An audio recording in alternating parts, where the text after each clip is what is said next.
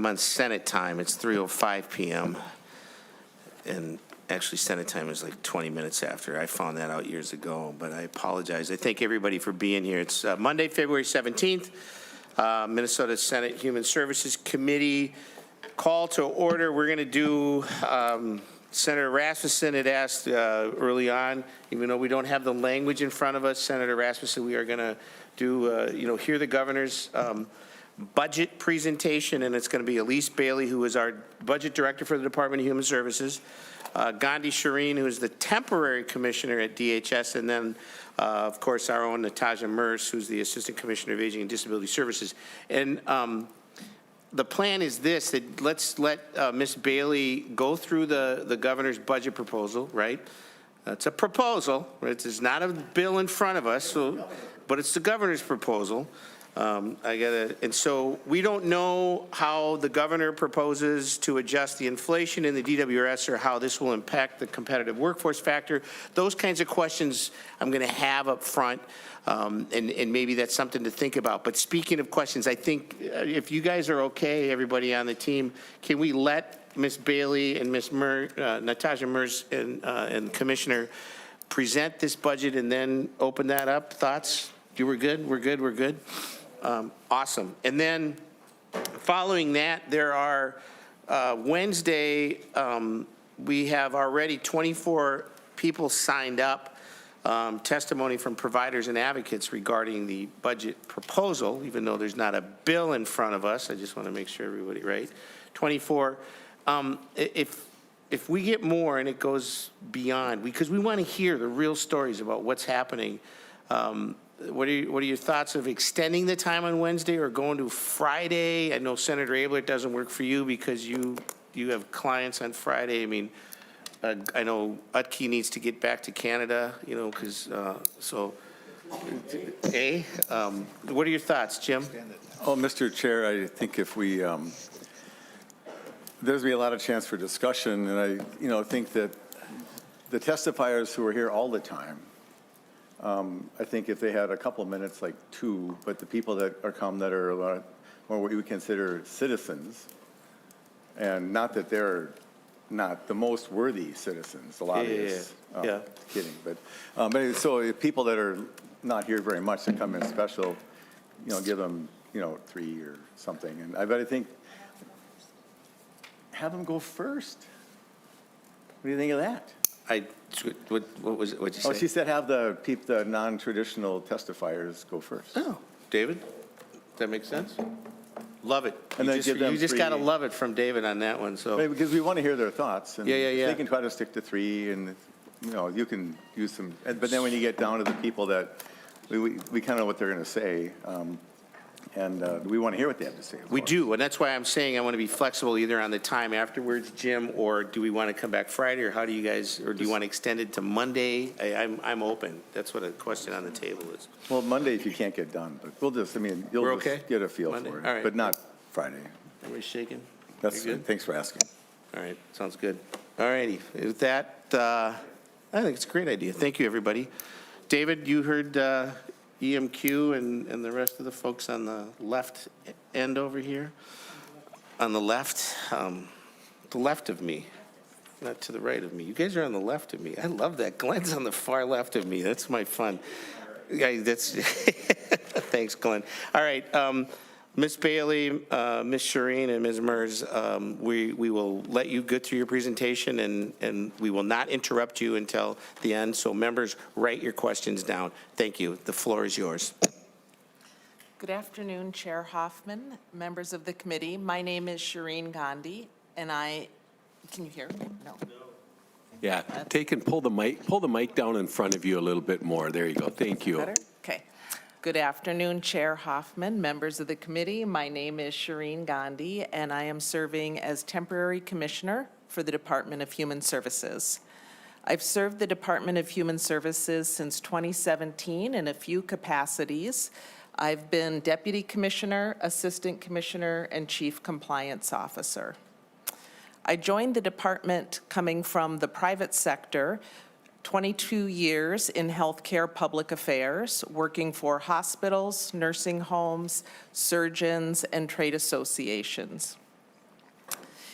During my career, I have focused primarily on quality of care, patient safety, continuous improvement, and process improvement. At the department, I led the creation of a compliance oversight structure that would help us improve our internal controls, and that is an effort that is never done. It is something that I continue championing today. I'm very happy to be here with you, and I look forward to working with you in my temporary capacity until a permanent commissioner is appointed. Thank you. Welcome aboard. And to that, Ms. Bailey, Ms. Mertz? Chair Hoffman, if I cover one more slide? Sorry, I thought you were doing an introduction. I didn't. Yeah. All right. No problem. Sorry for the confusion. No, that's okay. I woke up confused this morning. Thank you. So recently at DHS, we have updated our mission and vision. We moved away from merely focusing on people's basic needs so they can live in dignity to take a more proactive approach where we focus on supporting people in community so they can thrive. And our new mission is, in collaboration with community and partners, DHS supports people to thrive in community and live their healthiest and fullest lives. And our new vision is, all people in Minnesota have what they need to thrive in community with no disparities. And what's wonderful about that is that we have at least achieved our vision once. When it comes to renewing people on Medicaid following the pandemic, we had no disparities in enrolling members of the Black community and some members of the Native American community, with the exception of elders. So it's something that we've achieved, and we are committed to continuing to try to move forward and achieve that bold vision time and time again. Okay, now I'd like to turn it over, Chair Hoffman, to Director Bailey. Thank you, Chair Hoffman and members of the committee. Again, I'm Elise Bailey, the Budget Director for the Department of Human Services, and I'm going to briefly go over the key elements to the governor and lieutenant governor's budget for the Department of Human Services, and go over a few proposals and then turn it over to Assistant Commissioner Mers. So the few grounding principles in this year's budget is really strengthening our program integrity at the Department of Human Services, along with our operational effectiveness in administering these very key and vital programs in people's lives. Two other items that are key in our budget are ensuring access to needed services by mitigating fiscal cliffs. So there's a few specific items within our global DHS budget that provide critical funding due to funding cliffs in the near future. And then I would say the majority of our budget is aimed at curbing increased growth in spending. And I want to take a minute to mention that, of course, putting together the budget this year and trying to solve for the structural deficit in the second biennium is a challenge. And these are really, really challenging conversations we'll have with this committee this year, and we really look forward to working with you. Our goal at the governor's office and lieutenant governor is to have key items in the budget that do reduce the growth in spending while also mitigating impacts to people. And so we look forward to working with you on those challenging conversations ahead. So a summary of the human services proposals in this jurisdiction you'll see on the slide, and we'll go over each category throughout this presentation. But the totals are about $372.4 million in savings in the first biennium and $1.2 billion in the second, for a total of $1.57 billion over the 4 years. So going into the program integrity and behavioral health provisions in this jurisdiction's budget, we have one item in our program integrity area, which is incorporating a new EIDBI provisional licensure and addressing some program integrity issues around the early intensive developmental and behavioral intervention, or EIDBI, service. I believe Ms. Graham came to this committee maybe last week or a few weeks ago and described the report that we have submitted to the legislature and the items within it, along with this proposal. But just briefly, this proposal is an important one. We're looking to increase protections for both people receiving the service while also having oversight and compliance of administering the program. So we would institute a provisional license for all EIDBI programs with the goal of coming back in a few years for a full licensure. We would also implement maltreatment investigatory authority, something that we currently lack in current law. We would shorten the revalidation cycle for service providers. Right now, I believe it's 5 years, and this proposal would shorten that to 3 years. We would update our systems to ensure that all providers would clear a background study prior to enrolling in the program, a key and important element for ensuring safety of the people served. And then in the proposal, we're doing statutory clarifications around employer-employee requirements, so ensuring that employees are truly employees of the EIDBI provider, and then there aren't loopholes related to contract work. The next proposal you can find on page 71 of the DHS budget book. So this is a key suites around substance use disorder treatment service changes. So this proposal, we're looking to address ongoing program integrity and workforce challenges related to substance use disorder treatment by requiring more transparent billing standards and creating workforce incentives for treatment professionals. Currently, SUD treatment services are billed in 1-hour increments under either the individual counseling or the group counseling billing code. These codes don't differentiate between the type of counseling being provided or other allowable treatment activities. To align with ASAM 4th edition standards, create transparency, and accurately reflect the services being rendered to each individual, this proposal would disaggregate those billing codes into 6 specific 15-minute unit codes: individual counseling, individual psychoeducation, individual recovery support services, group counseling, group psychoeducation, and group recovery support services.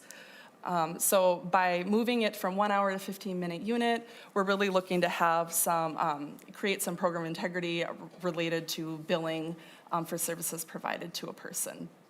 Lastly, we're looking to address workforce shortages, which are critical in this industry, by adjusting the qualifications for treatment coordination and creating a new behavioral health practitioner role that requires a lower level of education. The next proposal goes over or provides solutions to supporting recovery housing options. We're looking to bolster the oversight over recovery residences, or also formerly known as sober homes, and increase the protections for people who are living in recovery residences.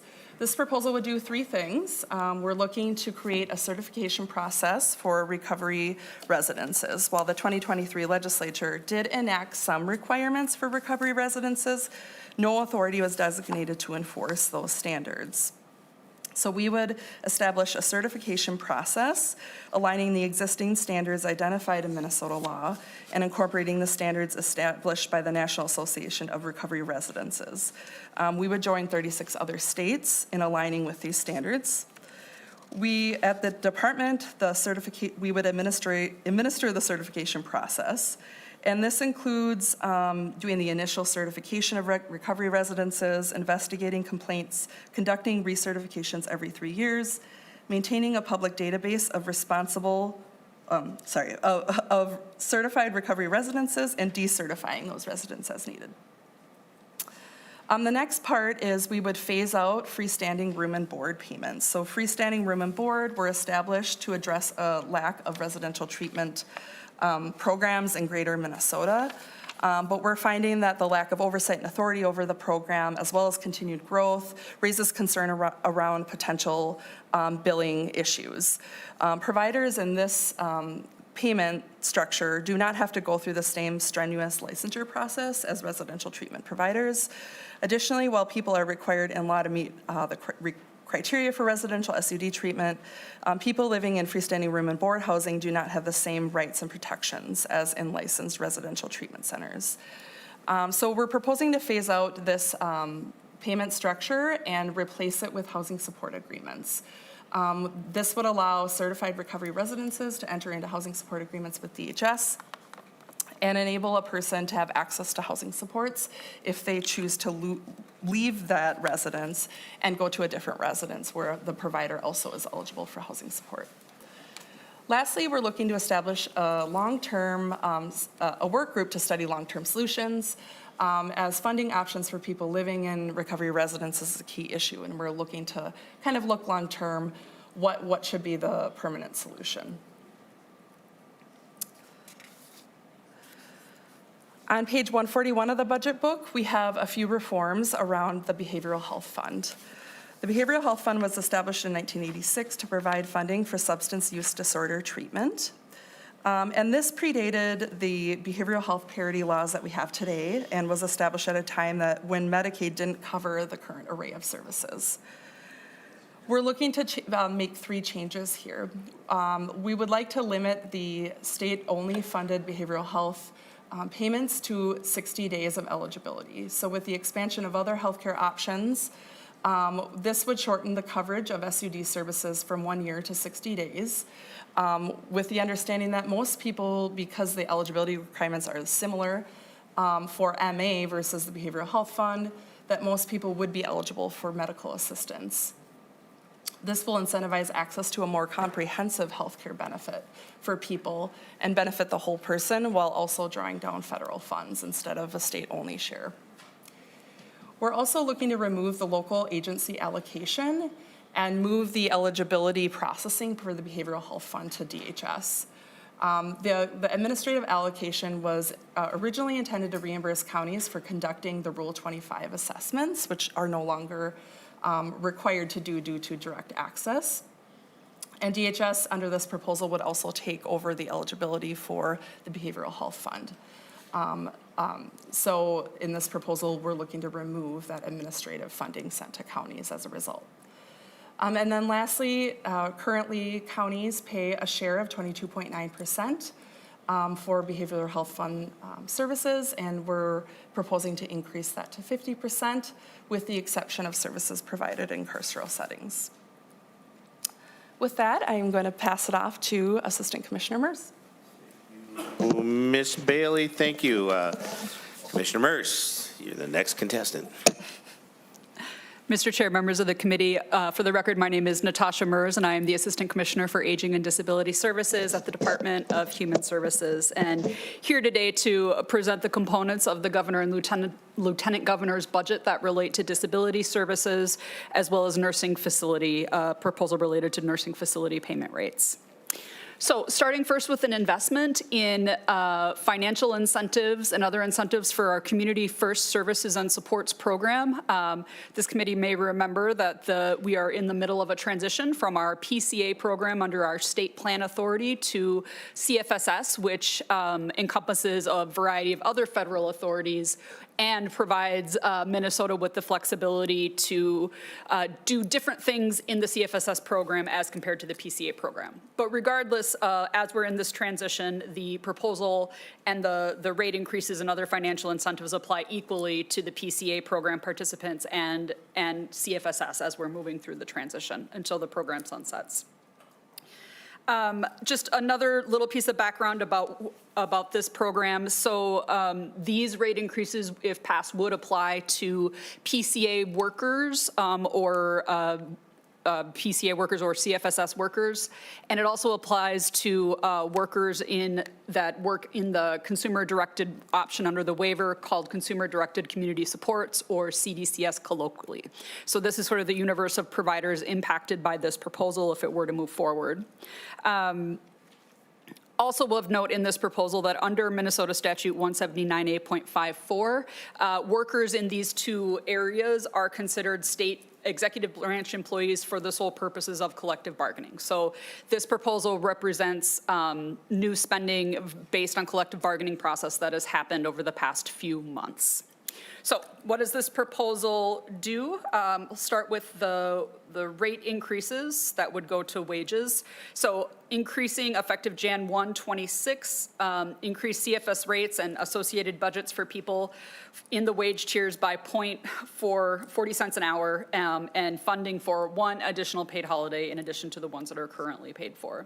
And then again in 27, an additional increase of 40 cents an hour for workers that have taken orientation training. And we currently operate what we call the enhanced rate in the PCA and CFSS program. And the way the enhanced rate works is when a person receiving services has a level of medical complexity and needs a certain number of hours per day because of the complexity of their needs, and they match with a worker that has a certain level of experience, then the provider is able to bill an enhanced rate and then pass along most of that pass that increase on to the worker. So this proposal increases the enhanced rate from 7.5%, where it currently sits, up to 12.5%. Other investments outside of our Medicaid rate infrastructure, $1,200 per person in stipend, retention stipends to reimburse workers covered by the collective bargaining unit for healthcare costs, $750 per worker. Thank you, Ms. Bailey. Covered by the collective bargaining agreement if they attend certain trainings. Additional funding for orientation and training costs that the committee would work on. Funding for a matching system that would help connect workers to people needing services. A study to try to understand what the different options are for healthcare coverage for these workers. And funding to collect worker information related to the CDCS program, because it's a different program than the PCA or CFSS. And then the creation of a trust for the purposes of retirement benefits for workers in this bargaining unit. Okay, the next couple proposals that I'll share with you reduce spending in our disability waiver rate system. So this is the system that's laid out in state statute and in our federal waiver plans that sets the rates for services under the disability waivers. And for the most part, these rates have what we call frameworks, which means that for each particular rate, X number of dollars per unit per hour or whatever, there are inputs, different cost components that create that rate. So those cost components stand for the assumption of what we think a provider would need to pay in wages and benefits, for example, and then another component for administrative costs and other types of things. So when I talk about a rate framework and an input to the rate framework, that's kind of the context in which I'm speaking. So the first one establishes some parameters to reduce waiver growth, particularly in rate exceptions and monitoring the inputs of certain rate frameworks. So what this really means is rate exceptions in DWRS have grown steadily over time and grown faster than anticipated, with approximately close to 20, almost a quarter of all people getting rate exceptions. And so we feel like this is an area that we can take a closer look and try to put some stronger controls around that, so that those additional funds that are needed to fund exceptions are really reserved for the people that truly need them at the most complex level of care and support. So this proposal includes limitations on what qualifies for an exception and has additional ongoing documentation requirements when we're renewing rate exceptions every year to make sure that that rate is still absolutely needed for that person. The second component of this proposal includes rate input monitoring and oversight. So the idea is additional administrative resources to ensure that what providers are putting into their rate frameworks in terms of the number of staff needed and the amount of wages needed to pay those staffs are occurring through some additional resources to take a look at that. All right, this next proposal includes proposals to control growth and costs related to residential services. So residential services in general refers to services that people live in the home and the provider has legal control over that setting, as opposed to sometimes we talk about own home services or unit-based services where the person is legally in control of the physical space where they're living, and then they're paying an agency to come into their home and community to provide services. So this proposal relates to residential services and has a few different components that I'll walk through.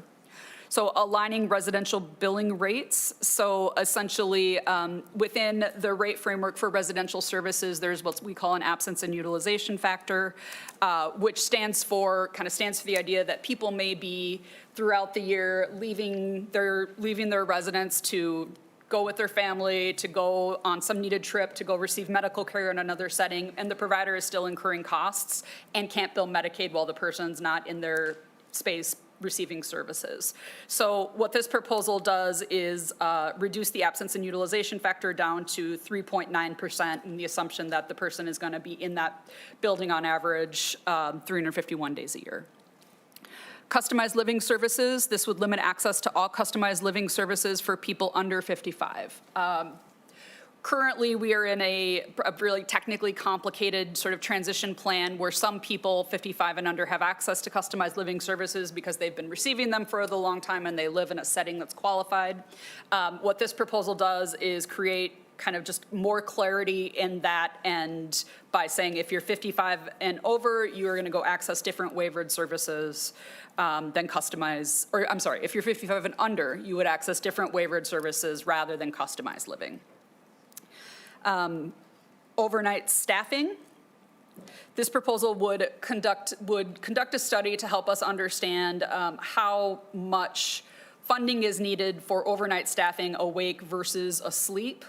So we really want to try to get a handle on that. We've seen some very substantial growth in night supervision costs. And so this is just one effort to understand what's going on and make sure that we know if we do come forward with additional reforms, that we know what the impact those reforms will have.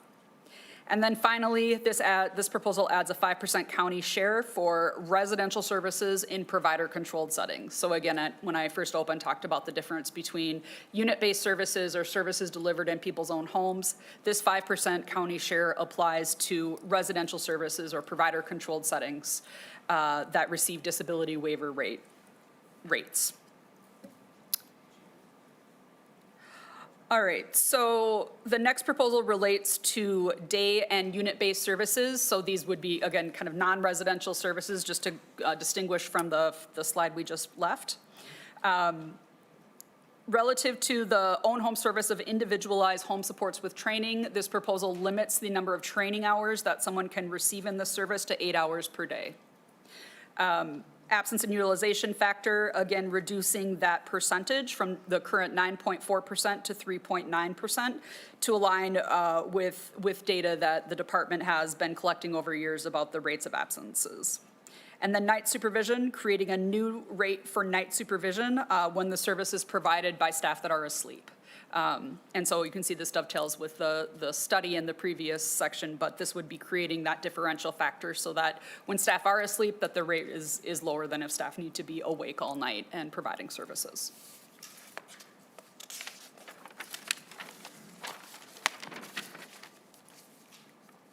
And finally, disability waiver rate system, capping inflationary adjustments.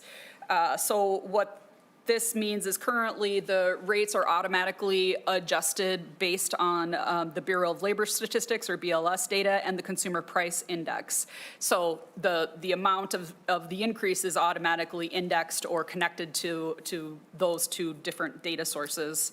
This proposal limits inflationary increases to 2% per adjustment. And then just a last note that as you have just heard me talk through a wide variety of components of these proposals, there are interactive impacts with the fiscal analysis. And so it's just important to know that, if this whole package isn't adopted, or if this, if people want to pick and choose different components, and that's the really important and challenging conversation that I know we're here to have today, and look forward to hearing your thoughts, just to understand that the fiscal analysis will change depending on which components get pulled out or kind of which scenarios you want to see in terms of the finances here.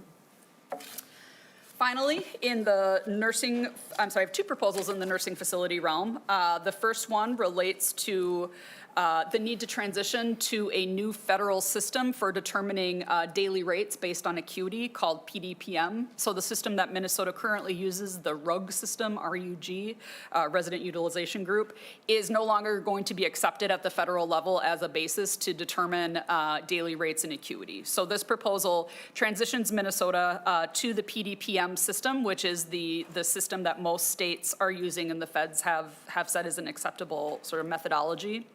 And it also includes some additional savings pieces in addition to the PDPM transition. Repealing annual alternative payment system property rate adjustments, phasing out the planned closure rate agreements and single bed incentives and layaways, limiting health insurance costs in the rate setting section, and then also limiting inflationary growth, setting a maximum of 2% per year in operating rates. And finally, I have a proposal related to the Nursing Home Workforce Standards Board, which is a relatively new entity, but is there to help make sure wages and benefits for our direct care support professionals in nursing homes have adequate and full funding. So this proposal funds different wage increases for staff. So wage floors are going to range from 19 to 27, depending on the type of staff, whether they're licensed or unlicensed, things like that. And then same thing, an additional increase then in 27, moving from a wage floor from $20.50 an hour to $28.50 an hour, again, also depending on the time of staff. And with that, Mr. Chair, I am through my sections. So going back to, We have more. yeah, no, I'm looking at it. We're going to wait till, Assistant Commissioner, we're going to wait till the end. I've already got a list. We got Senator Gruenhagen, then Senator Fate, Senator Abler, so there's going to be there's some list. I got some questions. Senator EMQ is going to, Aaron McQuaid is going to be on that too, so. But we just want to be able to get you through so we could then have a conversation, right? And Senator Abler, he's on there twice, so he does define if. So, just like, Ms. Bailey. Okay. Chair Hoffman, members, I'll just go over the remaining proposals. The next one is Uniform Administration of Non-Emergency Medical Transportation, or NEMT. We're looking to adopt a uniform administration, which will simplify and standardize services for across the state.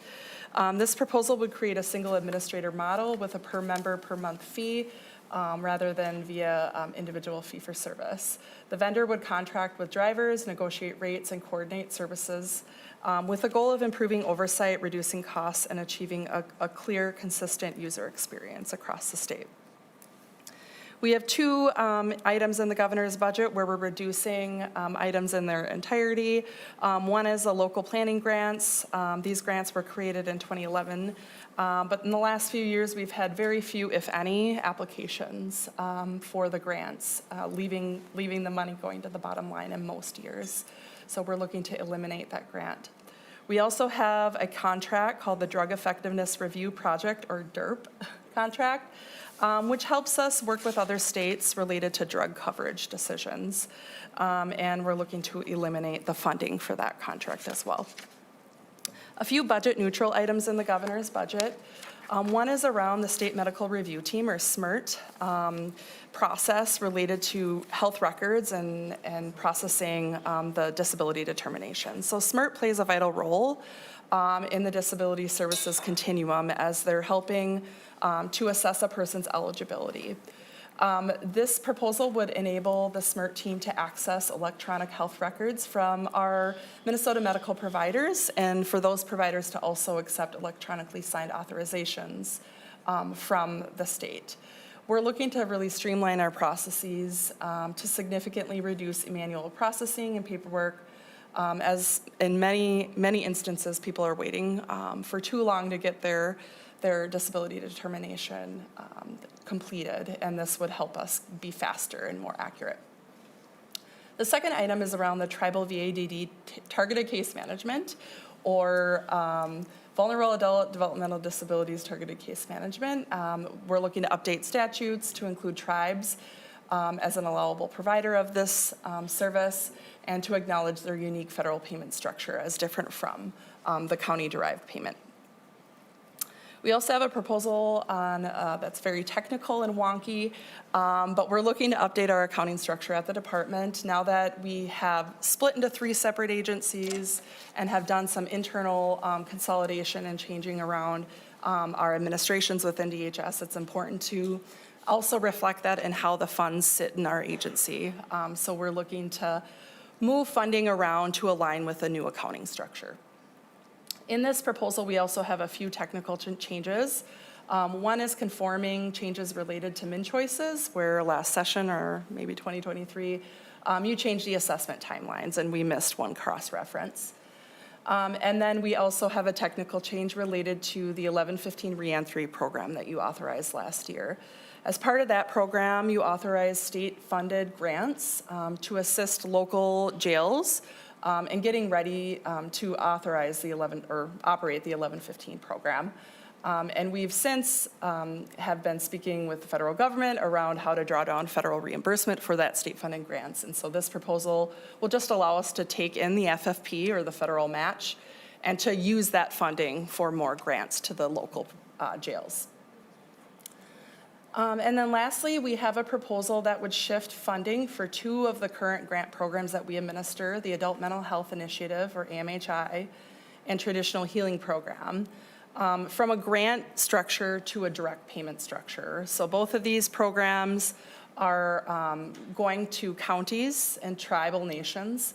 And the grant processes are very onerous and require a lot of contract work, and there's a lot of delays in getting money out the door. Even though largely the funding remains the same each year with the same grantees each year. So we're looking to put more things in statute and do direct payments rather than contracting work with our local governments. All right, and then lastly, I'm gonna go over very quickly our proposals around direct care and treatment. We have 3 budget proposals in this vein, totaling $13.6 million in the first biennium and $34.1 in the second. The first proposal is our operating adjustment to direct care and treatment. So DCT is really unique in the state where we're serving people who have complex medical health conditions. We serve more than 12,000 patients each year. And we fill a unique role in that we're serving people that many times aren't able to find care in other settings. Our costs rise each year due to, as with anyone, due to health insurance costs, taxes, salary costs, rent, lease, fuel, utilities, IT and legal costs. However, the way that the state, of course, is appropriated funding, it's flat appropriations. And so this cost growth puts pressure on our agency to maintain the level of services that are critical to the people that we serve. So this proposal will ensure our ability to maintain the current level of services without having to reduce staffing and thus impact the services that people are receiving. 2 other proposals related to direct care and treatment. So during the 2023 session, sections that address competency proceedings were added to Chapter 611. Under this new process, people will be admitted for treatment under this authority rather than being civilly committed or referred for inpatient competency examinations under Rule 20. So this proposal would enable us to restore the cost of care collections for folks that are admitted through this vein. Previously, we would have been able to receive revenue for the cost of care under the previous setup, and now that Chapter 611 is instituted, we don't have the legal authority to collect the cost of care. The second part of this proposal is around sharing data with county prosecutors, defense attorneys, and the court in the role as a competency attainment program. This will be vital in order to better support the person and to be a partner in the competency attainment program. And then lastly, we have a proposal around increasing the county cost of care for Minnesota sex offender program. Under current law, counties are responsible to pay the cost of care in a bifurcated way, 10% for people admitted prior to August 1st, 2011, 25% for those admitted after that date, as well as people who are on provisional discharge. This proposal would change all, the cost of care for all folks that we serve up to 40%. And with that, we'll stand for questions. Thank you, Ms. Bailey, Assistant Commissioner and Commissioner. I think we have a list of folks with questions specifically related to this budget proposal. One of the things I would focus in on, help me understand the process to how these numbers go. And let me just premise this. We talk about forecasting and we talk about base, right? And you look at the base of E12 is about comparable to the base of Health and Human Services, right? You guys agree with me on that statement, right? Yet when we look at how this budget proposal, and it's just a statement, you don't have to answer this, but to me, and it's more of a question out to the committee, how we look at this, if you look at human services in the full spectrum of the budget, it's 25.7% of the full budget. Yet, when you look at the proposal and that eliminates, I'm not going to say services, put a cap on those services, that accounts to 65%, not 25%. And so I'm having this piece of real conflict of help me understand how yet we make up 25%, yet you're cutting 65% to help cover this mythical forecasted piece, which folks are saying in 28, 29, there's going to be a budget deficit. That's up for grabs. Yet at the same time, I said the base is the growth factor based upon the base, or is it based upon the forecast? Do you know offhand to the answer to that question?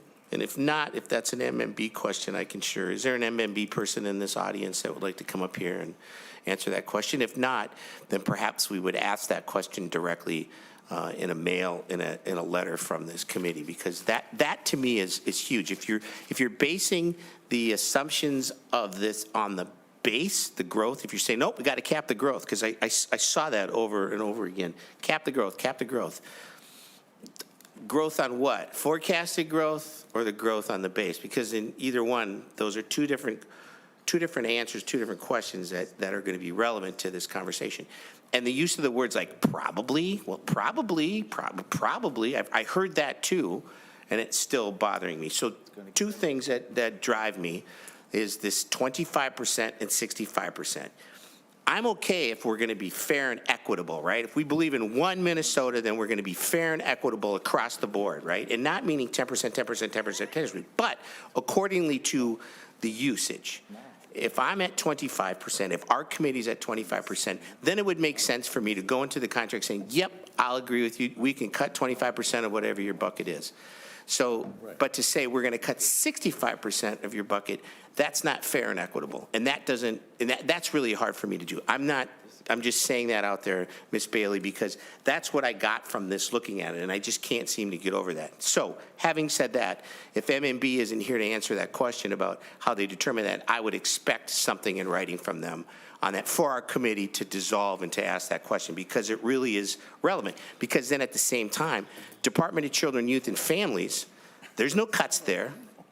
Minnesota Department of Health, there's no cuts there, right, members? We see increases to their budget. So they're increasing their budget expenditures based on the backs of the 65% of human services. So I'm just throwing that out there for us to now have the conversation about what to do on that. It's not a question to Ms. Bailey on that. So do you want to try to answer that one? Is that something you can fiscally answer in the fiscal sense? Mr. Chair, I'll work with MMB to.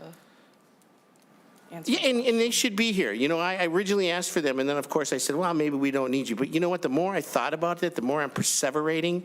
Anybody want to look that word up? I'm having a perseveration on 25% and 60, and I can't seem to get rid of it. And so when we're talking about fair and equitable, and we're talking about one Minnesota, to me, let's be equitable across the board on this one. So anyway, enough said. I'm going to go to our members of the committee and start. And I got Gruenhagen, Fatah Abler, EMQ, and then Senator Zainab Mohammed. So all the way from Glencoe, Minnesota, Glenn Gruenhagen. Well, thank you, Mr. Chair. Yeah, thanks for your presentation, ladies. And I do have a few concerns. I'm not going to ask all the questions that I've got, but I'll just ask a couple. First off, when I look at this budget, there's a number of area concerns. One is on the nursing homes. I just lost 2 nursing homes out of my district in the last several years, one just last year. And, you know, when I went and visited with the manager and the staff in the nursing home, I said, have you found alternative places for some of our most vulnerable? And they said, well, we hope so. Okay. I mean, that didn't give a lot of comfort. Now, in the end, they were able to find other locations. But it seems like we're, you know, I think last biennium, if I remember right, we put an additional $300 million into the nursing homes, but it was more of a Band-Aid. And again, my nursing homes I've talked to in my area are stressed. So what do you think will be the result of the governor's budget if it were to pass on the nursing homes? My first question. Assistant Commissioner or Ms. Bailey, that's a great question. What do you think is going to happen to the, especially we know like in Arlington in Senator Gruenhagen's area, they couldn't compete because of the market rates on the hourly piece. That Arlington, and I forget the name of it, but Sanford came in there all excited to be in Arlington, Glenn. What was the name of that place? They shut its door. Samaritan, Yeah. which had a pretty big impact, and it was that. So what do you think, to his point, that's a fair question, Ms. Bailey? Chair Hoffman, Senator Gruenhagen, I think your question is a good one, and I think it's a question we should be asking for all the bills and proposals that we are discussing in this committee, as the consequences are sometimes great. In this particular instance, I think it's hard to know. I would say that there's a few components within the challenges that nursing homes experience, one being demand and empty beds, to which this proposal doesn't address. And a lot of times when nursing homes are unable to stay open, that is a big component of it. This proposal is really centered around the rates, which have grown by over 100% since 2017. And it caps it limits the inflation. But, you know, I don't know what the impact would be to individual businesses. Of course, each one is probably at a different, coming from a different lens and a different financial outlook for their own business. So I do think we should continue to look into it. Yeah, and you know, and that to that point, Glenn, you know, when I've heard the argument too from other people that say, "Whoa, we've gone up 100% since 2017," right?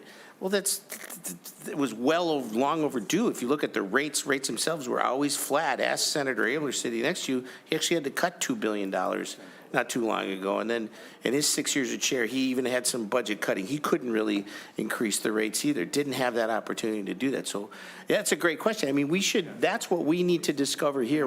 What are we going to do as a committee? Because I'll guarantee you this, as Tom Bach used to say, I'll guarantee you, you probably are looking at not sustaining in, you know, when for Glencoe or Arlington, right? Isn't that your concern? Yeah.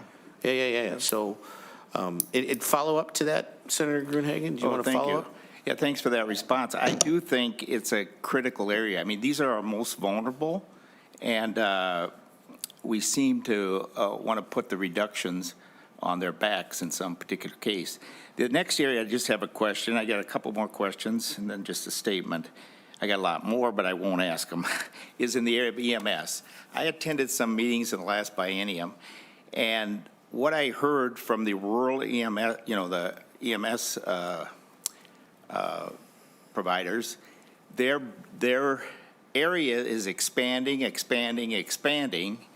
and yet they can't keep up with as far as the reimbursement is concerned. I know we did increase it some. If I remember right, it was 180 million. Maybe you can correct me if I'm wrong on that. But that was way short of what they need to keep up. So, And the other thing is, you know, as far as the nursing home is concerned, and even EMS, they did get increased funding, but as the chair mentioned, the other thing they blame the shortage on is more and more mandates and not enough funding to keep up with the mandates. So we're mandating them financially into bankruptcy is what it amounts to.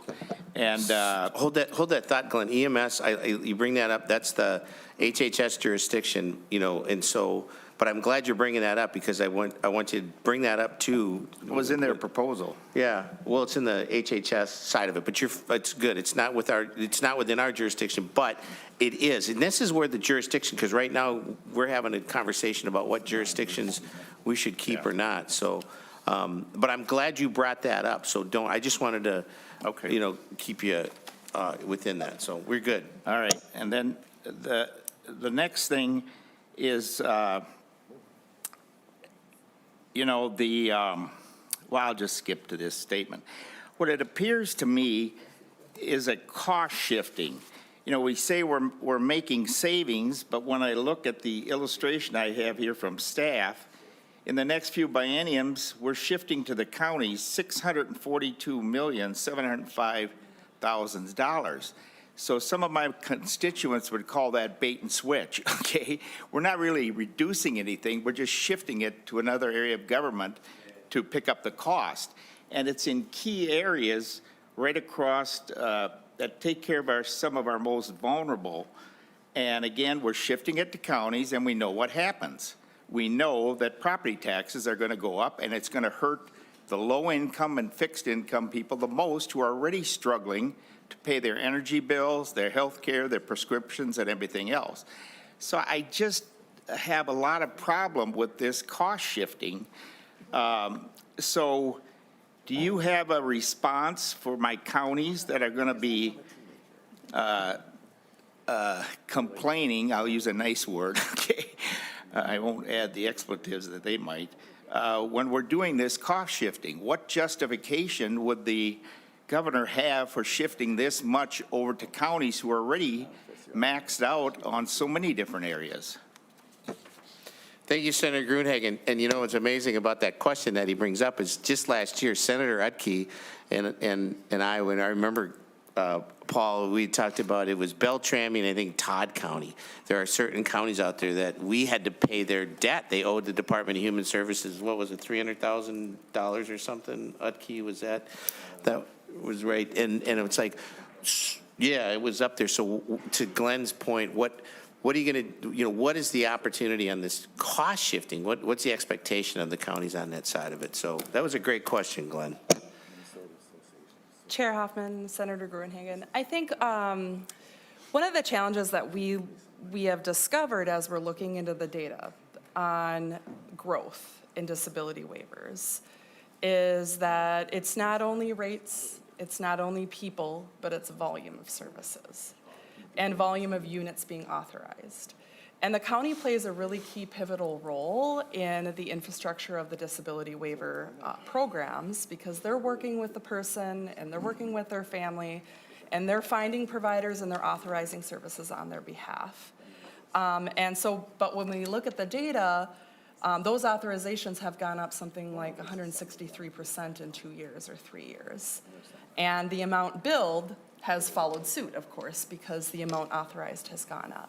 In some cases, that's probably exactly what the person needs. In other cases, you know, could there be some more guidelines around how much services, you know, are appropriate for a person with a level of acuity? And so we're kind of looking into solutions around that problem where the counties are doing a lot of amazing work on behalf of the state, but there isn't any fiduciary responsibilities on behalf of the local government related to disability waiver program spending. So I think this is one area focusing in on, the residential services and provider-controlled settings. That is service that costs the state 3 to 4 times more on average than services provided to a person in their own home. We're focusing in on that to hopefully maybe decrease the higher level of spending.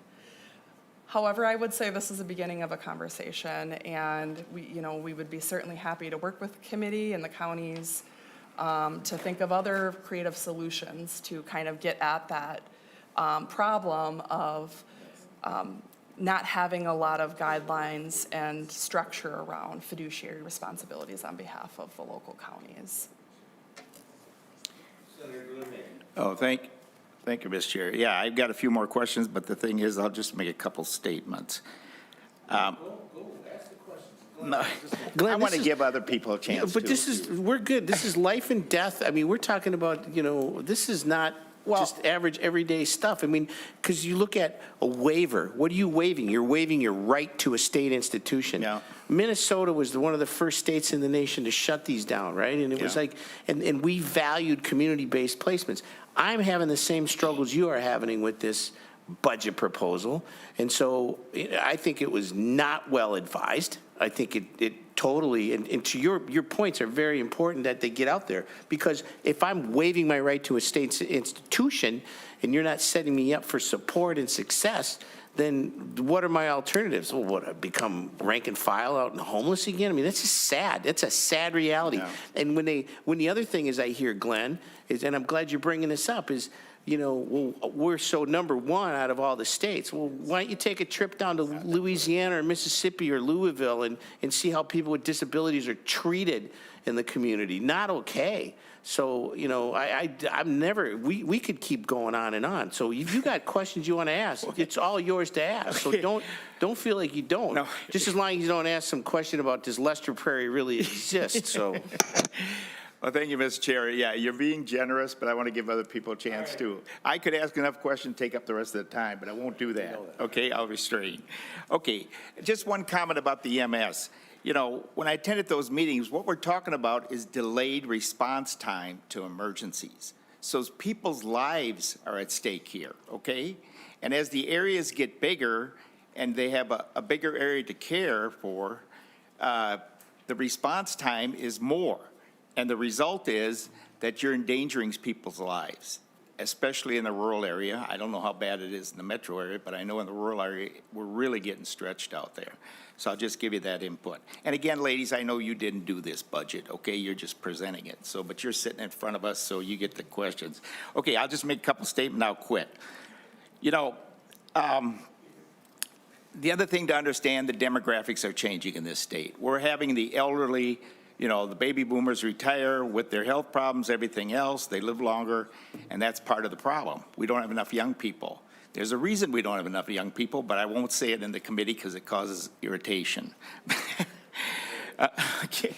And the other thing I'd say is, when I look at the governor's budget, and this is for the panel in general, okay, I don't see any reduction of benefits for illegals. I mean, in our schools, our public schools, in our health care with Minnesota Care, we're paying 2 years of college tuition. I'm just giving a partial list.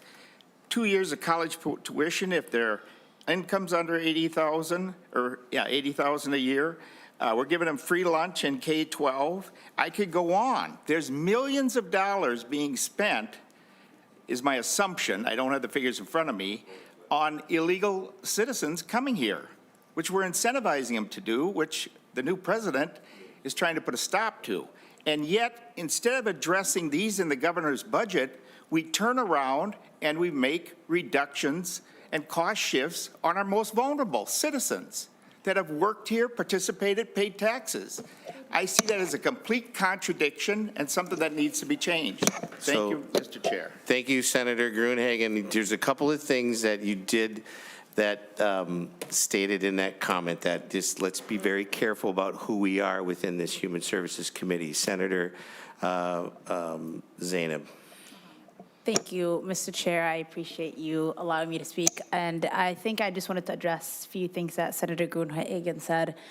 which is, I think, first and foremost, the ways that we speak about people in this institution has been really harmful over the last few years, but particularly this year. This is my first time in this session, and my understanding is in this committee, you all respect each other with dignity and sort of speak about people like they're humans. This is literally called the Human Services Committee, and whether we're giving people services who you don't deem as humans or not, I don't think you have the right in any way, shape, or form to speak I about didn't other say they humans. weren't humans. Don't cut me off, Senator Gruenhagen. You got to speak. But you said it today. You said it in another committee. You said it to me in the elevator. You know, these are humans who are living under the shadows of our systems. The least you can do, if you don't want to vote for a thing for them, is at least acknowledge them like they're humans. Okay. Senator Gruenhagen? Just a quick response. I did 13 years of jail ministry, legal and illegals. I care more about these people than I think most of you have done here. And I've written out checks to people who need help, Yep. including illegals that come to work at our canning company. Yep. So I find that very offensive in that comment. Thank you. Okay, so here's a well, Senator Fateh, go ahead, Senator Fateh. Yeah, there's no amount of service you can do that deems it right to call people illegals. You can serve 10 years, 20 years, no one gives a damn. That's not the point. The point is you're saying disgusting comments, and even if you want to spew hate in this committee, at least be factual. Undocumented residents are not draining our systems in the millions as you're claiming. That's complete bullshit. So at least be factual in your statements. Mr. Chair, federal statutes call them illegals. So here's what we've learned about this, and it started years ago, senators, is that we've set our egos out in the hallway, and we've set our personal piece out in the hallway, which means if we think we're going to say something that might be from your lived experience, sometimes it's best to take a step back and say, you know, maybe I shouldn't say that, and maybe I should not. Because what ends up happening is people then, instead of focusing on the $1.5 billion, not cutting services, just capping the growth, we're now having a wordsmith conversation about what I said or did not say. And yes, to that point, Senator Gruenhagen, I've known you for many years. I know where your heart is, and I know that. I know where Senator Fateh's heart is, right? And what's happening here is there was some comment that was some things that were made that in your lived experience, you know, might not have been offensive, but guess what? In other people's lived experience, it is. So let's be self-conscious about what we're saying, and even though we want to say that kind of thing, we'll just be clear. Does that make sense to everybody? Is that fair? I think so. Senator Fateh and then Senator Abler.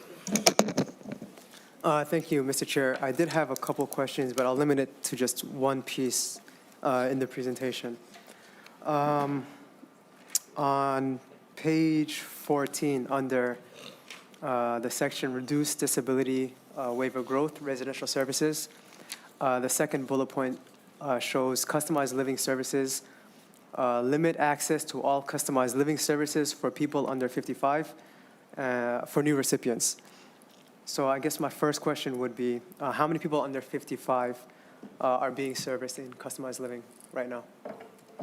Ms. Bailey. Or 55 and under, I'm sorry. Mr. Chair, Senator, we'd have to get back to you. I don't have the numbers in front of me. Sorry.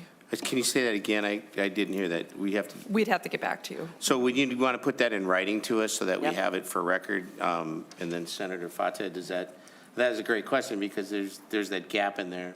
So thank you for, right? Yeah, no, because I just want to also know, like, because we know a majority of these customized living settings are BIPOC that are also serving these folks. Yep. And just losing one client can collapse a group home setting. And we've heard about all the issues with the acute care transitions with the hospitals being full or Decompression stuff on that conversation, right? exactly right, exactly right. So just we need to know what the plan is to for relocation because there doesn't seem to be one. And number one, I want to know how many there are and the demographics of those customized living settings. That would be very helpful. That's good. And I think we've had that conversation in the past, if I remember right, Ms. Bailey, and there were some numbers in there. And I think, you know, Hennepin County, Minneapolis, Brooklyn Park, it seems to be an increase in that just because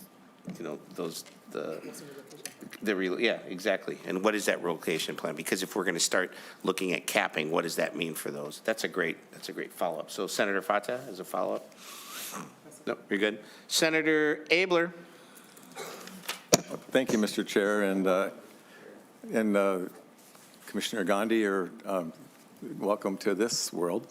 I know you've been behind the scenes and paying a lot of attention, but here you are now in a different chair than you had before, so I welcome you to this.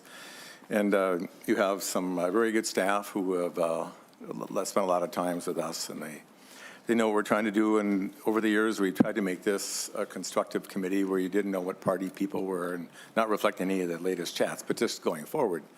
And I don't see a lot of politics in the governor's budget, but I wish I don't know who the governor is. And so there's someone behind a curtain. But anyway, so as the budget was unveiled, the governor himself said, the budget is responsible and we made it to improve lives. And then the lieutenant governor said, our dedication to providing services and support for those who need it most remains consistent. And then, not the governor, but Commissioner Campbell said, it's exactly what we need. I think they mean that, but I think they have not accomplished that. I had the privilege and torture of being in the chair that Senator Hoffman has now in 2011, in a time that was upon us. The budget is the deficit is very real, I believe, and we can argue at length and not solve anything about why that might be. At the end, we'll all be fully persuaded of our opinions after that debate. But we now have to figure out how we're going to go about reining in some spending while serving people that have increasing needs in a system that's very rickety, extremely rickety. And so I just want to remind you of your own missions that you pointed out. On the very first page, and Ms. Gandhi, with some pride, you talked about helping people thrive in their community and live their fullest lives, and even with no disparities, where people can thrive in their community.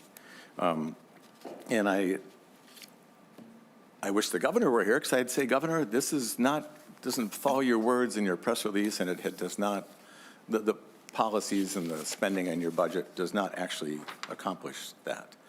And back in the second page of these little circles, they were going to ensure access to needed services by mitigating fiscal cliffs. And I'm going to suggest to you all that this is creating many cliffs. And by reducing the spending in the human services budget, in my opinion, a disproportionate share, I think that's what Senator Hoffman is trying to say, the $1.5 billion actually becomes a $3 billion impact to the industry. And I don't know how they're going to sustain that. And I do know we have to find a way to manage this, but I think working together, we can find a way. The governor and his team had to put together a proposal that accomplished something. I'm going to repeat my suggestion to the industry here is that we try to solve half of the deficit this year. I think that's all we can probably get to, given the divided government that we have. But I think there's some ways we can really do a lot of that. I'm going to be working on the EIDBI thing. You might know that. I'm very interested in that, and we just need to get those kids with autism on track in bona fide programs. So we don't want ones that are imposters, and there might be even a better way to resolve that. We'll work on that. I'm interested in what MASH thinks about your proposal for sober houses. I am concerned about some of the county shares. I'm just going through. There may be a question here. I'll see if I come up with one. But what I do not want to do is put any of you under the gun. Because I don't know who decided this, and it was budget people, and I'm going to just keep telling you that I know you're well-intended. But you mentioned, I didn't know till today, you're going to take over eligibility for the counties on behavioral health. Wednesday's hearing on CFSS was one of the most shattering hearings I've had in a long time, as I look at how it's going. And I'm not impugning anybody. It was a giant bite to take. The uptake on your consultants and the provider work is not going that well. And so I'm interested to see how taking over eligibility from the counties is actually going to work as another seamless thing. We don't leave people in the lurch. It's interesting, Senator Hoffman, some of the words that we use are just kind of like, happy words. So we're going to update the factor by reducing it by 6%. So updating, that's kind of cool. I feel good about it. So we're going to update it. Anyway, it's an update. Anyway, I will come back to a question. But I'm extremely concerned about the NEMT thing, where we, again, extract a large amount of money in an industry that cannot give rides to people now. And Ms. Gandhi, I don't know where you've spent all your time, but I'm just going to remind you as commissioner that there are tens of thousands of rides, probably more, per year that are not administered to people who need them. People who would love to hear you say on the front page, we care about everybody and we don't want disparities. The people who are not getting rides are people who are on medical assistance. And as you well know, that there's a 3-time preponderance of African Americans in that group compared to the non-MA of their share, and 4 times on tribes, and an infinite amount of people on disabilities on fee-for-service who cannot get rides to go where they need to go. Never mind the language factor, and we talked about that with these consultants for CFSS actually having to pay for translators, and like, oh my goodness. And I know none of you, I just kind of wept as I watched that. And so I'm going to really caution you. I know you got to balance a budget and everybody thinks this is amazing, but this is not an amazing piece. And the Senate fought against this when it was brought forward the last time. And I just think it's not what you want. It's not what you want at all. And so you're losing providers every week that would try to offer people rides who desperately need it.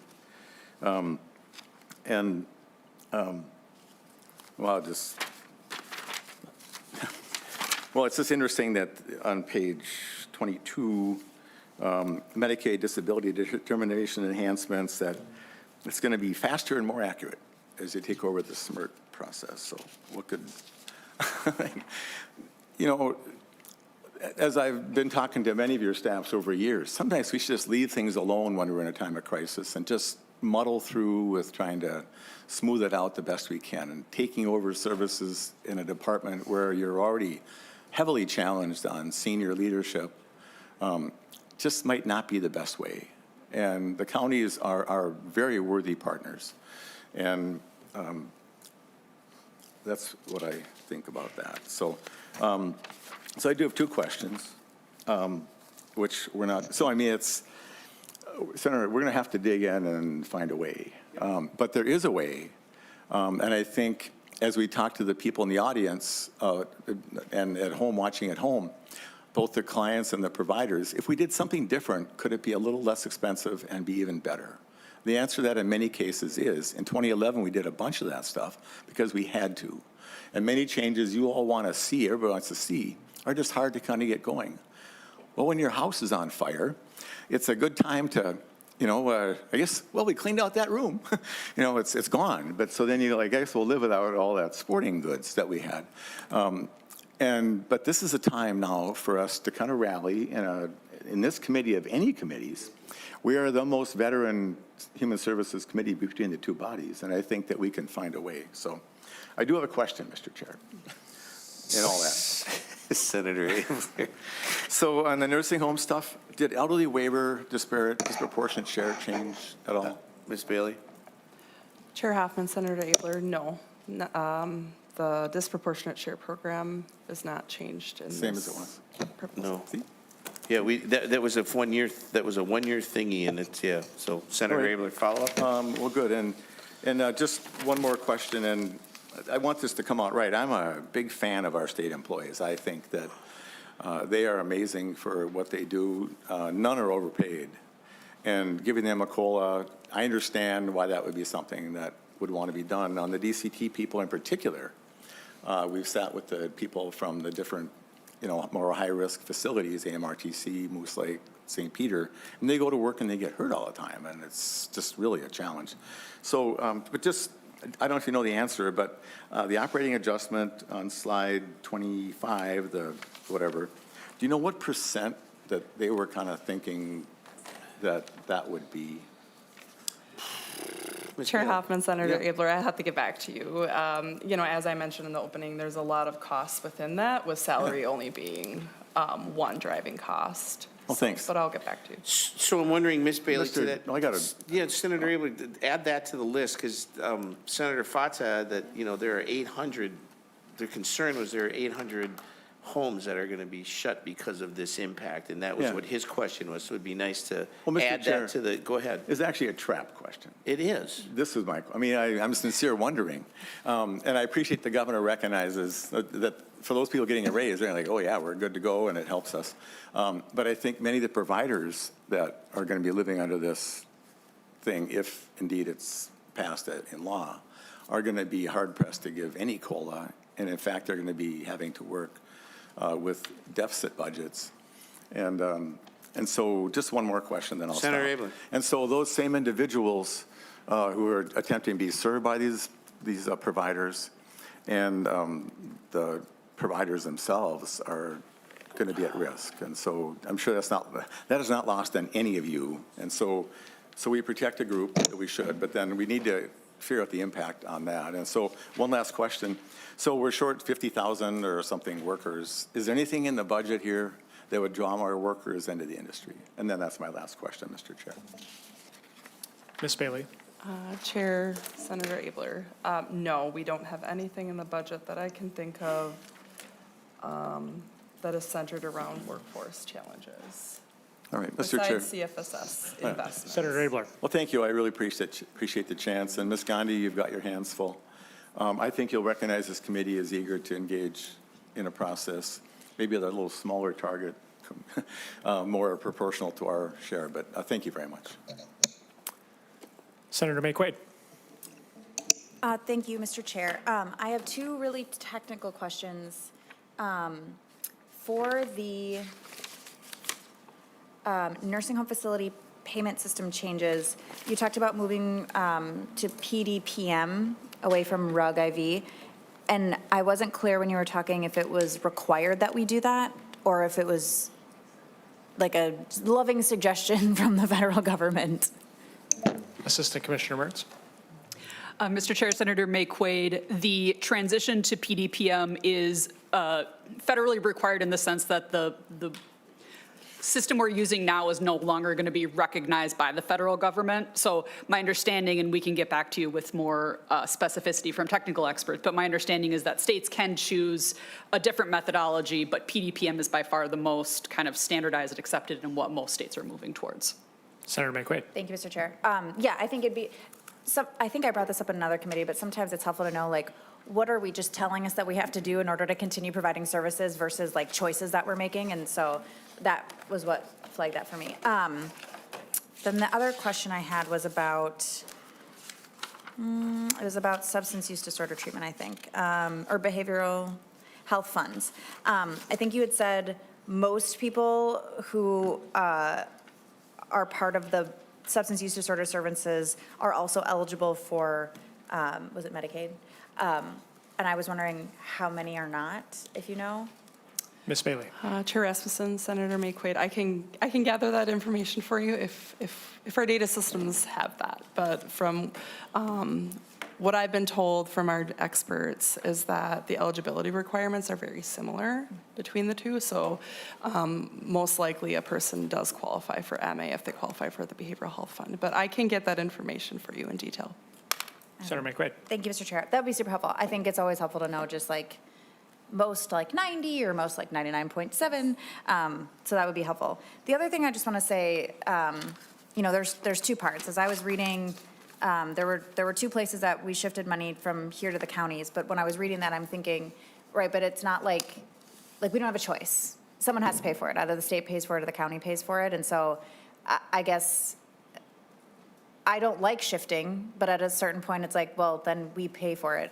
And so, I don't know. I guess I'm really cognizant of the fact that, like, in these two places, they're not really choices. Like, they do get paid for either way. And so I don't know if I have a thought or opinion about that. It's coming around to my last point, which is essentially what I would like to see. I love to go through the tax expenditure report that we put out every year because it tells me all the things that we spend money on by not collecting things from people. So, for example, in Minnesota, we don't charge insurance companies corporate franchise taxes.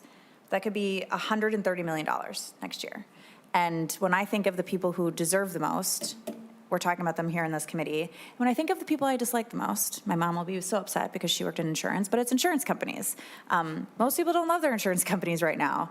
And so I guess what I would love to see come back too is that before we start talking about reducing services, and in particular, like insurance is particularly relevant to a lot of the folks that we're talking about, I would maybe want us to look at like who isn't paying in their fair share, and do we need to cut services for people with disabilities, for people in nursing homes, fee shift things to the counties before we ask the people who owe this state money to pay that money.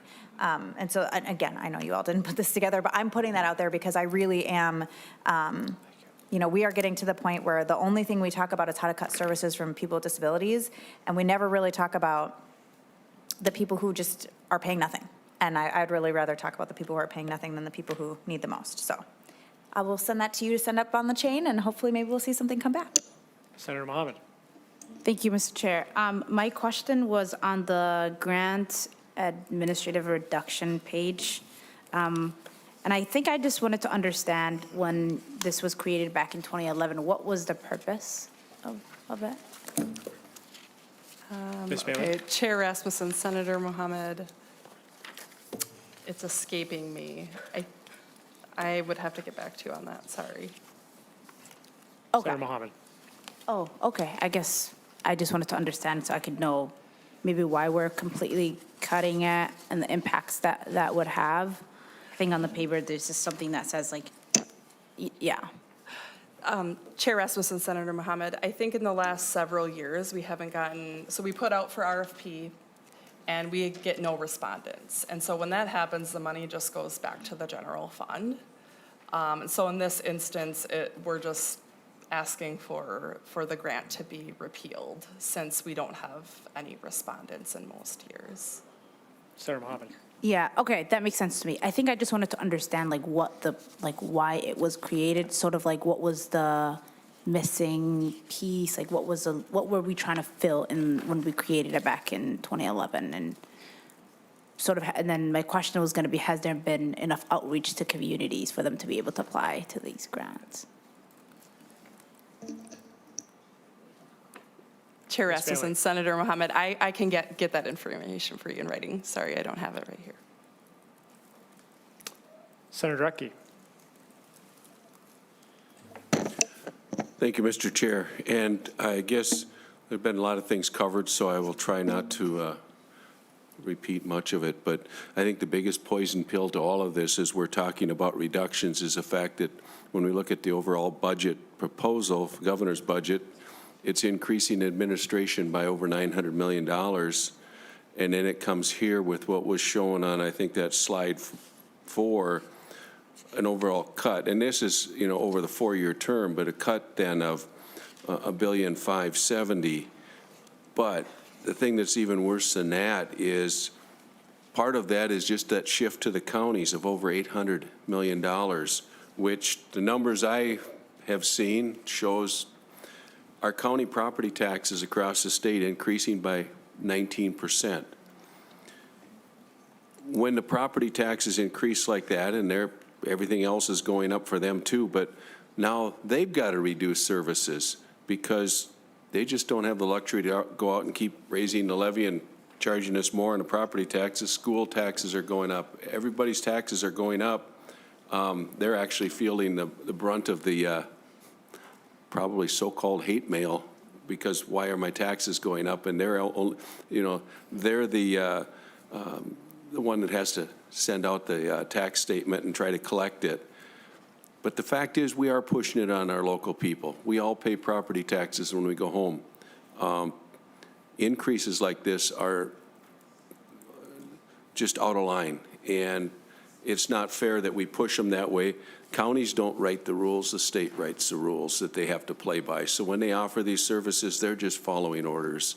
I think we need, and hopefully go back and we'll look at all of this and put some changes in place so that we're fair to all involved.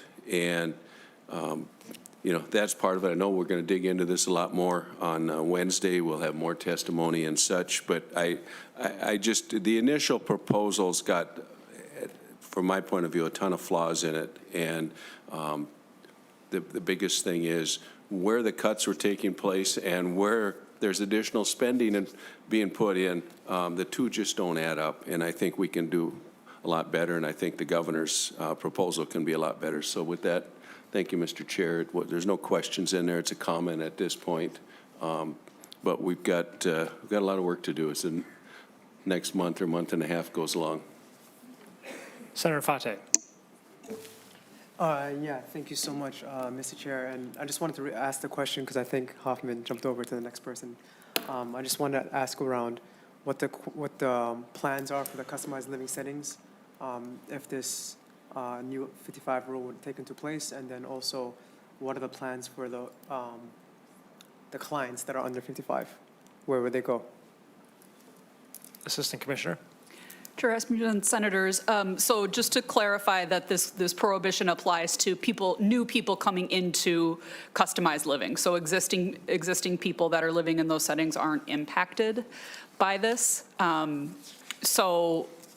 But understanding that it still has impacts as people maybe move on or move out or things like that, that the base of eligible consumers is functionally limited. I think we've been doing a lot of work with providers over the years, understanding their perspectives of, the different challenges of changes in like services and supports and rates on the Medicaid side, as well as assisted living licensure. They really were squeezed between two, very strong competing or forces. I would say we really do see that some of these providers that are operating small settings might want to convert into community residential settings or other services that are offered under the disability waivers. So I would look at this proposal really as kind of incentivizing that transition faster than it might already have happened. Senator Fateh, any follow-up? Yeah, so repeat that last part, the CRS piece. I'm sorry. Assistant Commissioner. I was taking notes. I apologize. Sure. Senator Chair Rasmussen, Senator, just the point that sometimes these providers that are currently providing customized living in these small settings might want to convert to different types of disability services, whether that model is a community residential setting or integrated community supports, or even maybe into own home services, obviously, depending on the business model. That's not an option for all providers. Senator Fateh. Senator Green, I have a few questions, and I'll go to you next. I would say, overall, when I look at the budget, one of the concerns that I have is there's basically two levers that account for a vast majority of the savings. And I don't know the exact percent, and maybe Ms. Bailey could help me with that. But if we look at the $800 million cost shift to the counties, that's obviously a big piece of the nearly $1.6 million in quote-unquote savings. And then the other piece is the 2% inflationary cap on disability services and long-term care rates. And I guess one of my questions was, for the disability services and for long-term care, what's currently in the forecast in terms of the rate increases? I'm just trying to figure out, if we're capping at 2%, what would it have been without that cap? Ms. Bailey? Chair Rasmussen, for DWRS, those inflationary factors change over time. So there's a different percentage, say, in 1/126 versus what we would assume in the out years. I don't have those off the top of my head, but I can certainly get that to you. Thank you. And Ms. Bailey has a follow-up, or I don't know, Commissioner, if you have any feedback on this, is why 2%? Why was that picked as the number in the proposal? Commissioner or Ms. Bailey? Chair Rasmussen, I think that's a good question. The governor was just looking to, hit the target to get to reduce spending to a level that reduces the deficit and the tails.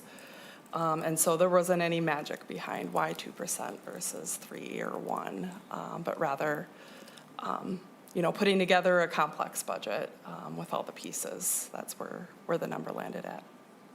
Thank you, Ms. Bailey. And I guess that's my, as we continue as a committee to take a look at this budget proposal and think about what the budget ought to be, and as the governor's office considers maybe what a 2.0 version of this could be, I would just encourage the governor's office and the leadership at DHS to look at how we can have some savings that are more driven by prioritization. And so what I mean by that is, again, shifting to the counties, that's not real savings, that's just increasing property taxes on Minnesotans. And just kind of picking an arbitrary cap for key budget areas, I think isn't necessarily the right way to find savings. And I would encourage, especially around eligibility. We've seen, for example, a major increase in the number of individuals on the caddy waiver, and just trying to understand that and why, and is there the right prioritization of resources. And even when we're looking at eligibility for certain types of services, you mentioned the number of types of services also going up across our human services area. And is there a way that we can maybe ensure that there's more control over which services are getting approved and which ones aren't? Because I think one of the implications of just kind of capping things across the board is we could have the Minnesotans who are most in need, most dependent on these services, probably the most directly affected, because their cost of care is expensive, right? If I have a constituent who is quadriplegic and relies on these services, and now we're going to be capping the reimbursement rate, there's not a whole lot that he or the individuals who serve him can do to try to reduce the cost. But maybe at the margins we could look at some of the eligibility issues that have been talked about and we hear about from the counties, but I haven't seen a concrete proposal on. So those would just be my two thoughts and feedback, and look forward to working with the team at DHS to try to figure out if there's a better way to find savings, to bend the cost curve in a way that doesn't directly impact Minnesotans with just an arbitrary cap. Senator Fate. Yeah, I had a quick question again. I'm trying to keep up with everything. So for the folks under 55, you said one of the options would be an incentive for folks to transition into CRS. Is that correct? But isn't there also a moratorium on CRS that can possibly be reopened if that's the case, or lifted? Assistant Commissioner. Chair Rasmussen, Senator Fata, you are correct. There is a moratorium on CRS providers. However, as a part of some of the other transition work that we have done for people 55 and under in customized living, there are exceptions available for that. What do those Senator exceptions? What do those exceptions look like? Assistant Commissioner. Chair Rasmussen, Senator, we can get back to you with the exact criteria that are laid out in statute. Thank you. Senator Gruenhagen. Oh, thank you, Mr. Chair. Yeah, ladies, I'll just make a statement rather than ask any more questions, but take this back to the drawing board when you go back on the governor's budget. First off, I'm pro-immigrant. It's just we can't have fentanyl pouring over our border and killing over 200,000 of our young people, okay? Those are victims, too, and I care about their family.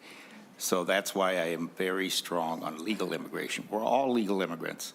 I mean, my great-great-grandparents came over here legally, and we're all great grandchildren of legal immigrants. I mean, that's just it's a land of we're a land of immigrants. E pluribus unum, I mean, one. But anyway, what I would say is there's 4 areas, I think, where the governor leaves untouched. Number 1 is the number of state employees. Number 2 would be DEI.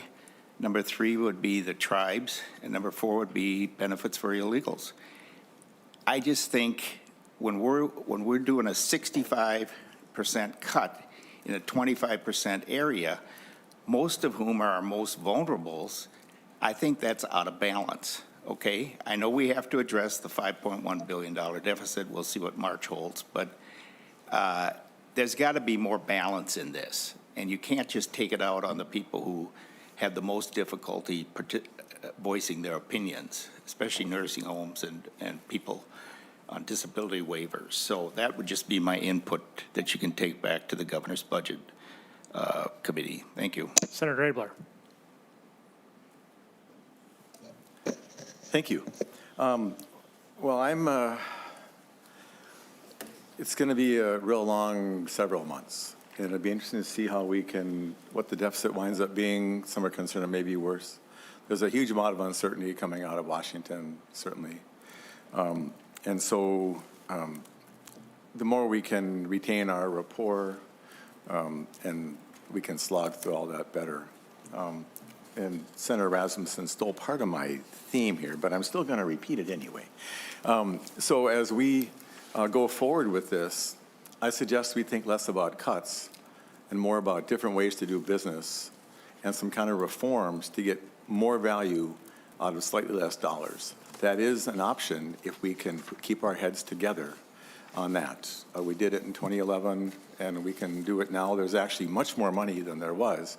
So how do we get the best use out of that? And so maybe even as, Mr. Chair, as the people come, they're going to, on Wednesday, they're going to come with their concern, and I get that. But maybe over time, we can have people come to us with ideas about how would we do something different in their sector as a provider that would make a difference? How could we do something different as a client and make a difference? How can we do something different as a county, as a department, to get more for the dollars that we do have? And then I also want to just caution in the governor's, whoever budget, I don't know, the Wizard of Oz's budget that's here, they suggested that we would shift to the county's $804 million or something. Well, that's an option. I mean, it's always, so if you can cut things and then make somebody else pay for it. But when you do that, you only get one bite at this apple. And so if you do this now, which I strongly urge we do not, you can't do any more of that when it really gets stormy out. And just, it's not lost on anybody that this is going to hit people the least able to pay. Because it's going to be directly on the property tax, which I know you don't intend. So if we can continue to focus as an industry, how can we do things more effectively that's both cheaper and better? And how can we avoid passing the cost down? Let's own our costs, and let's let the counties do what they do as best they can. And I think at the end, we might be really happy with the product, and that it'd be sustainable to weather the future growth and people that need this and the storms coming. Thank you. Senator Mohammed. Thank you, Mr. Chair. My question is sort of about what's happening at the federal level. And the recent budget proposal out of DC included $880 billion cut to Medicaid over 10 years. And there are questions about whether Trump will make those cuts per capita or by slashing the state's matching funds. Can you describe how those will impact the overall budget for human services? Ms. Bailey. Chair Rasmussen, Senator Mohammed, that's a great question and certainly something that we at the department are extremely concerned about and worried about what lies ahead when as it relates to Medicaid and ultimately the people that are served, 1.3 million Minnesotans. You mentioned a few options within that target. Per capita caps would be, we're kind of waiting for more finite details around that because it really depends on the data that they would be using to set the cap. For example, would they use data from 2023 where you see our forecast we're projected to grow by a lot by 26, 27. If we're stuck with that, amount, what would that mean for citizens and the people served on our program? So we're kind of waiting for more details as it relates to, from a financial aspect, what would this mean for our budget? And more importantly, from a person's aspect, what will it mean for the people that we served? And what kind of decisions would need to be made by this body to realign the program and the spending within it. The a potential change to our financial match, that's kind of an easier analysis to do. To give you a little flavor of what that could mean, in the November forecast, our base FMAP or FFP went down by about 0.5% or 0.5%. And that costed the state of about $160 million over a 2-year period. So just 0.5% would cost over, $160 million in 2 years. So if you're thinking about lowering it by 10% or taking the adults without kids category, who we have a 90% match, and lowering that down all the way to 50%, though that would have dramatic impacts, billions of dollars on our budget. So at this point, we're kind of waiting what that really looks like, but it is concern. Senator Mohammed? Yeah, maybe a comment. Thank you, Mr. Chair. You know, I'm obviously thinking a lot about overall budget and how we're going to balance what feels like a hard budget to balance over the next few months. But as I think about it, I'm also thinking about what's coming down the pipeline from a federal government that seems to just keep cutting services that are really important to our communities. This morning, I was in a meeting with Minneapolis Public Schools, and they got a letter from the Department of Education that told them that unless they completely eliminate DEI programs, they're going to eliminate funding from them getting federal funding, and that's $60 million just from our public schools. And we're not just talking about DEI, right? We're talking about ELL. We're talking about, in here, we're talking about services that people deeply need. And so I'm just really worried about what's going to happen over the next couple of months, but thank you for allowing me to speak. Senator Mohammed? Senator McQuaid? Thank you, Mr. Chair. This is like similar to what Senator Mohammed was asking. Let's say we do a budget and we pass it and we adjourn, everything's good, and then something changes in like June or July. I guess what I'm wondering is like the things that we get matching from the federal government, they're laid out in statute that we provide, right? Like the matching is, it's not like if the federal government matches it, we'll do this, like we have. And so how, like you talked about some of the pictures being a little opaque and a little clearer, how devastating, like how fast would we need to change something to not, and can you spend money that hasn't been budgeted? I don't know. I guess I'm just wondering, like, what kind of urgency would we need to be acting with, and or if that doesn't match up with like a special session and a legislative timeline, like what would happen? Would services get cut off, or would we run a deficit at DHS, or like what amalgam of things would happen? Ms. Bailey? Chair Rasmussen, Senator McQuaid, that's a great question as well. We can't run a deficit at DHS, so you all appropriate funding to us, and you appropriate it in different areas of our budget, one being forecasted programs and Medicaid. And we cannot exceed the appropriation in a given fiscal year within the forecasted programs bucket. So if there were an instance where you all already adjourned, we were appropriated funding, and something was enacted on the federal level that drastically cut that, and the effective date was immediate or something like that, I can envision us doing analysis on how quickly will the funds run out, essentially, because we pay the claims on behalf of the state, and then we go back to the feds and get reimbursement afterwards. So I don't know. That's a kind of a non-answer for you, but I do think it would be something we would certainly be working with you on what the impacts would be and the urgency of them. Senator McQuaid? Thank you, Mr. Chair. And I should know the answer to this because Senator Rasmussen and I spent a lot of time talking about nursing homes. But how does the federal government fund, if at all, nursing home and services there? Assistant Commissioner? Senator Rasmussen, Chair Rasmussen, Senator McQuaid. So there are kind of three different ways that nursing homes are funded in Minnesota. And maybe I'll start with the simplest, which is private pay, right? You can pay privately for a nursing home. And the rate in Minnesota will be set by the applicable Medicaid rate. So it would be the same for that person. They would pay essentially what the Medicaid rate is, but they would pay it privately. They just write a check out of their bank account, right? Or whatever every month. The second mechanism is Medicare does pay for limited transitional care unit and other types of benefits. And so sometimes people are going into nursing facilities on a Medicare stay if they qualify, if the treatment they received in the hospital or other place qualifies them for that, in which case they'll have, a lot of that initial part of the stay could be covered, and then they would move down to a different part of Medicare and then incur copays or fees or things like that. So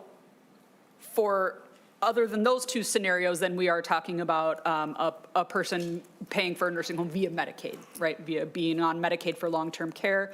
And I should say that, some people start on Medicare because that's the service level that they need, and then they have to either spend their assets down to qualify for medical assistance to continue to be able to pay for that nursing home care, or they already qualify, they qualified before they came in, and then they need to do the paperwork and get on financially.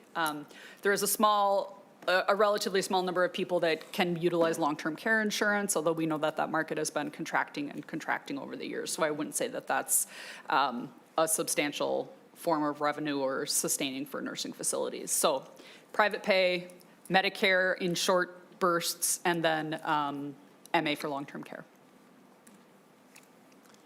I had a question, Ms. Bailey, if we look at all of the funding cuts in the governor's budget proposal, do we know what the cumulative impact will be on funding to providers? And what I mean by that is, we're obviously, I think, on page 4, looking at general fund impact, but when we think about federal match and Medicaid, do we know kind of the total cut that this means for providers in Minnesota across the different buckets we've talked about today? Chair Rasmussen, I don't have that off the top of my head, but it's certainly something we could, we can get to you. The general match is around 51% for these services, although some of the reductions don't implicate a federal match. For example, the county share proposal is 5% of the state share of that service. So there wouldn't be a matching component. So I can get the exact numbers for you. It's a great question. Thank you, appreciate it, thank you. Senator Hoffman. Thank you, Mr. Chair. And as we look at bringing this in, I thank the committee and thank you, Ms. Bailey, Ms. Merzen, Commissioner, for being here. This is a hard conversation. I remember when Senator Abler, then he was in the lower other chamber and sitting at my business on University Avenue having a conversation about the things that he was going through and just the missing many pieces in there. And I understand it because at the time there truly was a concerted effort to look at cost sharing this deficit. But there's a couple of things that I'm not pleased about. Governor's 2025 budget reductions, net general fund spending by $2.3 billion over a 4-year budget horizon, right? We all know that. That's a true statement. And yet the Human Services Governor's proposal accounts for nearly 2/3 of that overall reduction. Let me just repeat that. 2/3 of the overall reduction. 4-year total for Human Services, a $1.5 billion net reduction. It's 2/3 of that overall reduction. And we only account for maybe 25.7 or 25.9. I'm sure somebody at MMB will probably correct me on that one. In 2023, our Human Services budget general fund total was over $1.3 billion. 26-27 is $1.55 billion. On top of that, Senator Rasmussen and Senator May-Quade went into the room with lots of people, and those two facilitated a great conversation because the Senate was able to put another $303 million into that facility spend, right? And that was the nursing home facility stuff. What there was this concerted effort across the piece. And I just want to highlight again that $2.3 billion over a 4-year budget horizon, the governor's proposal accounts in Human Services nearly 2/3. I'm going to keep saying that, 65% of the overall budget. So 25 versus 65. I'm perseverating on that because I'm having a hard time having closure with that. Couple of things that we look at is MMB factoring the shifting cost to counties with an increase to property taxes. We kind of talked about that. We know, as Senator Utke and I last year when we had bills to pay back Beltrami and Todd County. I believe those are the two counties, Utke, if that was correct, wasn't it Beltrami and Todd? And then, folks have talked about contingency plans. I mean, there's all these things that we don't know. What we can control, right? And the only thing we control is this committee. And Senator Abler's point about this is probably the most, the committee with the most experience, having conversations, and I think it's the right thing. Here's the thing, though, I want you to come back with me on, and us, Mr. Chair, if I may, is that MMB, the growth of the base budget or the fluctuations in the forecast when deciding budget proposals? Should I repeat that again, just in case those people that are typing in the back of the room or listening out on Zoom land? Does MMB look at the growth in the base budget or the fluctuations in the forecast when deciding on budget proposals? That's a question mark. I'd like that in writing from them. What justifies making 65? I said 65%. Well, what justifies making 65% of the governor's reductions in human services in the area of spending that doesn't account for the share of the state's budget? I'm okay if the share of our budget is your bucket, Senator Marty, is X, I'm okay with 25% of the X. I'm not okay, members, and I don't think we are okay with the 65%, right? Is that what I'm hearing across the board here? It's kind of like 2 years ago when we kept saying, Senator May Quaid, 100 times we would say $1.825 billion of underspending, right? We kept fighting for that to get our budget back up. I think we're in the same place here. But members, I thank you for listening to this. Thank you. This is not an easy thing to present to us, and I'm not pleased, but it is, it gives us an idea where we need to be. And with that, Mr. Chair, take us home. Senator Abler. Well, I just need to ask a math question, and I could be an error in understanding the math. So, so the general fund reduction's $1.5 billion, doubling to get to $3 billion. However, does that $1.5 billion include the shift to the counties as money? And so It's a the net. is the net. Net reduction. So, but is the $800 million paid for by the counties listed as part of that general fund reduction? So that is the real money that's not coming into the industry $700 or $800 million? Do you understand my question? Ms. Bailey. Chair Rasmussen, Senator Abler, I'm not sure if I understand your question, but I would say maybe to the extent I do understand it. The totals we have on our presentation are the totals reductions from the general fund. So a county share, of course, reduces general fund spending, but it wouldn't necessarily impact the provider receiving payments. It's just the share of who pays for the services. So just, Senator Abler. I think I just had my math wrong. And so, Senator Hoffman, I still out of $1 billion, let's just do $1.6 billion general fund, round number. If the county share is 800, then the net reduction to the industry in general fund, that the counties are making up the share. Yep. So actually, it's more like a $1.6 billion impact net to the industry, or $1.5 billion, not twice the whole $1.5 billion.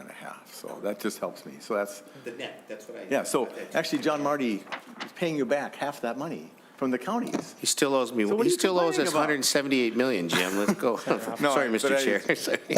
Is that clear? I think that's helpful. So I could ask Kyle, he would have told me that. But thank you. Thank you. Senator Hoffman. Is that something we want to, no, I think Senator Abler hit that right. It's the net side of that. And maybe, Mr. Kyle, in the future, you want to clarify what Senator Abler has brought up? Does that make sense, that net piece? Mr. Raymond. Mr. Chair, I'm not sure what I would be clarifying. Mr. Monahan and I were talking about what you had brought up, and I don't think I got the overall question that I could help clarify. All right. Well, so let me just have you all figure it out. But so offline, but I think the net impact to the industry, counting the federal share, is more like $1.5 billion, not the $3 billion that I presuppose, because the counties are going to chip in part of the lost general fund revenue that will still be matched.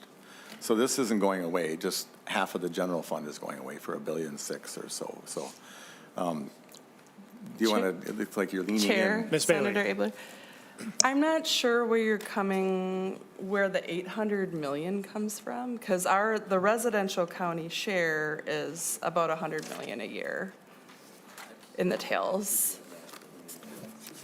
Oh, well, Mr. Chair. Senator Abler. Oh, just from all funds. So this is all the county shares add up to $165 million in the first biennium and then $642 million in the second biennium, which is about 804 or something. Just from all the county shares. So it would be helpful to me if you can, the question about how much, what's the all funds impact? I guess that's the question I'm really asking. But I think based upon my really crude stuff, I'm not Kyle to be specific. But anyway, it's not as bad impact as we think on the industry. It's still a lousy impact. Correct. Yeah, thank you. I'm done. Mr. Chair. Senator Hoffman? Yeah, no, I think Senator Abler's on that, and to that piece, maybe Mr. Raymond, on a follow-up with us, can go through some of this budget, these budget assumptions our committee is throwing out on the table. But Senator Abler, yeah, your math is mathing right now, so that's what I think. Okay. Members, on Wednesday, we have a hearing to allow an opportunity for providers, advocates, people impacted by the budget to come and provide feedback. And so if there are other interested members of the public who wish to testify, they can reach out to the committee administrator, David Zach. And with that, no further business before the committee. We are adjourned.